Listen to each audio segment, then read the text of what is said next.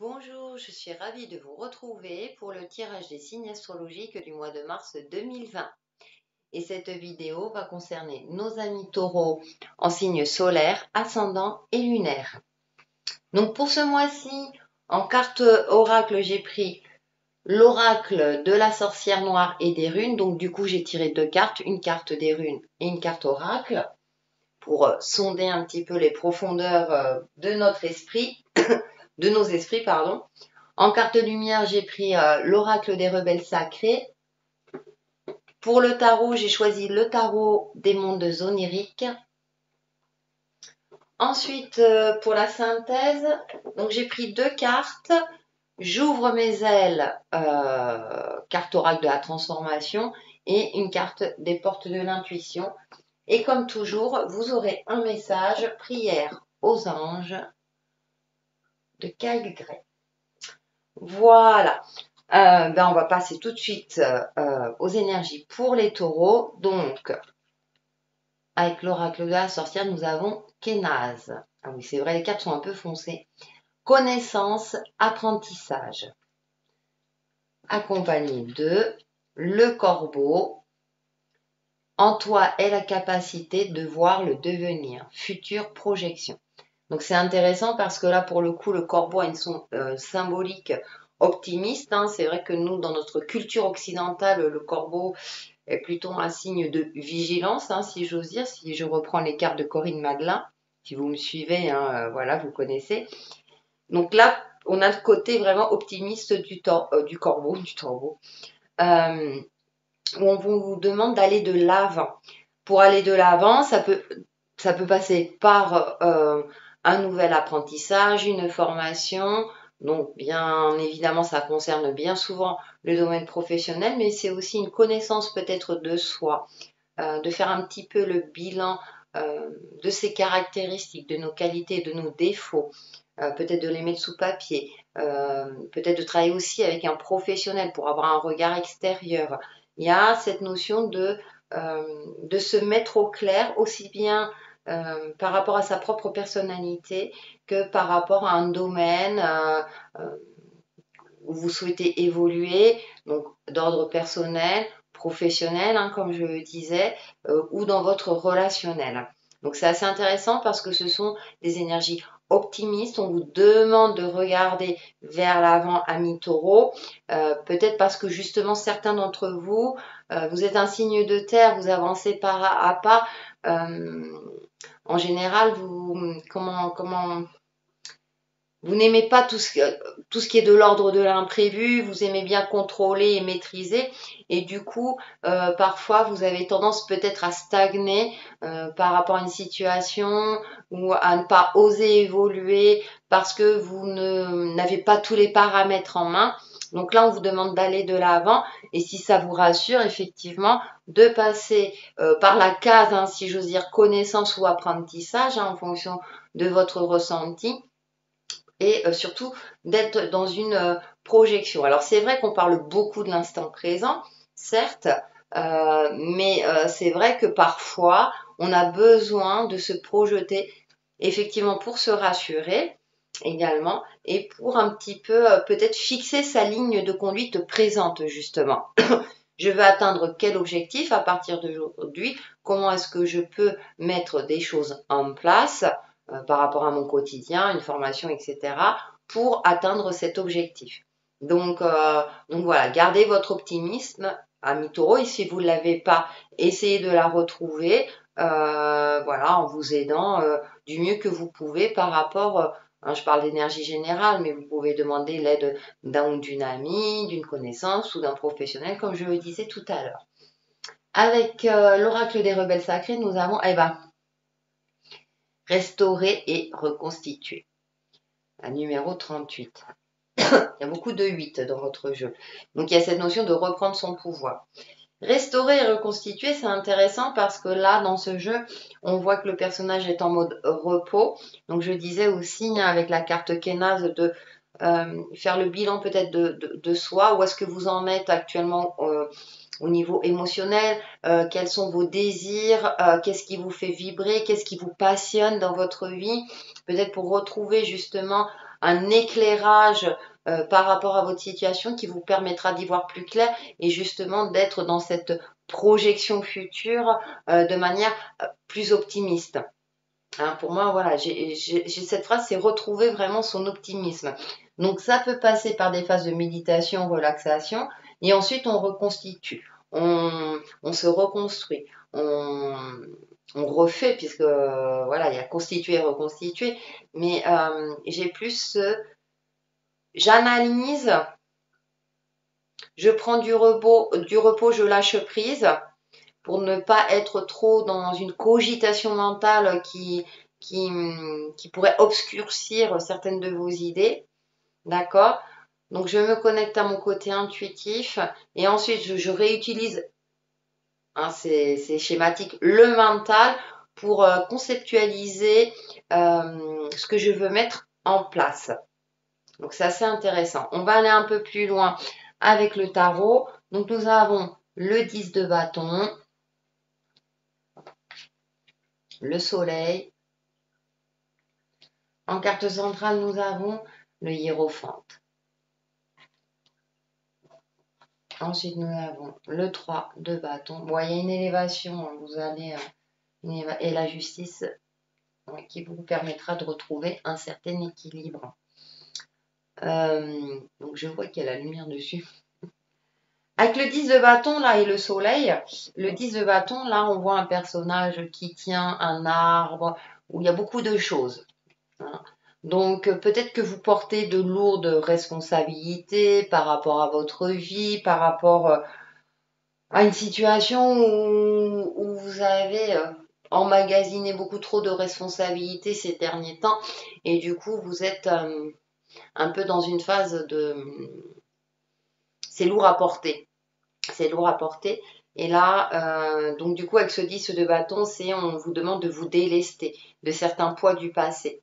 Donc c'est peut-être pour ça qu'effectivement, il est temps de se projeter, de s'alléger de certaines choses, parce que du coup, vous n'arrivez plus à y voir plus clair. Parce que là, pour moi, du coup, le soleil a plus a le sens de voir plus clairement dans votre situation, dans ce qui vous préoccupe. Et donc pour s'alléger, hein, il y a le fait de se restaurer, donc de prendre du repos. Alors bien sûr, je sais que c'est pas évident, mais 5 minutes de relaxation dans une journée, je pense que c'est possible, ou de méditation, etc. À vous de trouver ce qui vous convient le mieux. Également une balade dans la nature, hein, ça on ne le redira jamais assez, mais qu'est-ce que ça fait du bien. Et donc là, voilà, on vous conseille durant ce mois de mars de retrouver une certaine énergie solaire. Donc solaire, c'est le côté actif aussi, hein, la matérialisation hein, de ce qu'on souhaite mettre en place. C'est pour ça que on passe par la case connaissance et apprentissage, on se projette et ensuite on passe concrètement à l'action. Et c'est aussi retrouver, pour moi, comme je le disais tout à l'heure, une certaine clairvoyance, une certaine clarté dans votre situation. Donc pour cela, c'est pour vous alléger, c'est un petit peu faire le bilan. Je disais en introduction, c'est aussi faire le bilan. Et qu'est-ce qui n'a plus lieu d'être aujourd'hui dans votre vie? Qu'est-ce qui vous alourdit? Et comment vous pouvez, entre guillemets, vous alléger, vous débarrasser de ce qui ne vous convient plus? Bien sûr, en fonction des facteurs concrets de votre vie, je sais que c'est pas toujours évident, mais peut-être en commençant par des petites choses et puis vous verrez qu'au fur et à mesure vous arriverez peut-être à vous délester de choses plus importantes et qu'au final voilà peut-être que parfois on s'accroche à certaines habitudes ou qu'on se sent coupable parce que on n'est pas assez présent pour la famille, etc. Donc à vous de retrouver un juste milieu. Et avec cette carte du hiérophante, il y a cette notion de connexion, d'apprentissage, hein. Le pape, c'est quelqu'un qui apprend, qui transmet son savoir divin. Donc, il transmet. Donc, il y a cette notion de transmission. Donc, peut-être qu'effectivement, vous allez suivre une formation ou vous allez suivre des séminaires, des stages. Ça peut être des stages de yoga comme professionnel ou à faire appel entre guillemets à un mentor ou quelqu'un qui est dans l'éveil spirituel et qui vous permettra qui vous transmettra son savoir ou une partie de son savoir. Il y a cette notion d'apprentissage, de transmission de quelque chose et vous voulez apprendre. J'ai l'impression que vous êtes quand même dans cette énergie où vous aimez et vous voulez apprendre parce que ça vous sécurise et du coup, vous pourrez mettre en pratique et vous avez un côté très cartésien, vous aimez le côté concret, ce qui est normal. Et du coup, peut-être aussi se connecter à son énergie intuitive également. Mais je pense qu'il y a quand même quelqu'un de l'extérieur. Donc ça peut être vos guides, hein. Peut-être que vous allez recevoir des messages un petit peu plus pertinents, où vous allez percuter un peu plus, et là vous allez dire, bon bah là, voilà, là je sais, le message est clair. Ça peut être également ça, ou ça peut être effectivement dans votre vie concrète, sur une formation avec quelqu'un qui vous inspire, etc. Et ensuite, avec ce 3 de bâton, donc moi j'ai cette élévation. Le personnage sait qu'il va agir, mais il va agir au bon moment. Donc il y a cette notion de prendre de la hauteur par rapport à l'ensemble de sa vie, de sa situation. Je répète beaucoup le mot situation, pas pourquoi c'est vraiment la situation, mais aussi par rapport à vos émotions, hein. Qu'est-ce que vous ressentez? Le bâton, c'est l'énergie du désir, de la passion. Qu'est-ce qui me fait vibrer? Peut-être que vous êtes en pleine questionnement par rapport à votre vie professionnelle, parce que pour moi, le bâton rejoint également le domaine professionnel. Donc, qu'est-ce qui vous fait vibrer? Et pour cela, bah, quelle formation vous pouvez suivre pour aller dans la direction que vous souhaitez professionnellement. Bien sûr, c'est un exemple, vous pouvez le transposer aussi par rapport à votre situation personnelle. Et ensuite, avec la justice, je pense que vous allez retrouver une certaine sérénité, un certain équilibre. Elle est très belle, cette carte de la justice. En plus, elle est entourée de papillons, donc il y a cette notion de transformation, il y a une évolution, il y a aussi... vous allez vous alléger par rapport au 10 de bâton où on trouve une certaine lourdeur. Là, du coup, dans ce jeu, la justice est entourée de papillons. Donc, il y a cette notion de s'alléger peut-être d'un poids, de quelque chose qui n'avait plus lieu d'être pour rééquilibrer justement la balance. La justice, c'est aussi avoir l'esprit clair. Donc ça vous convient bien pour prendre les bonnes décisions justement. Donc voilà, avec cette carte restaurée, reconstituée, on est dans cette énergie-là, de prendre de la hauteur également, hein, d'avoir une vue d'ensemble et de ressentir qu'est-ce qui nous fait vibrer, qu'est-ce qui vous fait vibrer pour retrouver une harmonie, une légèreté dans votre vie par rapport au domaine qui vous préoccupe le plus.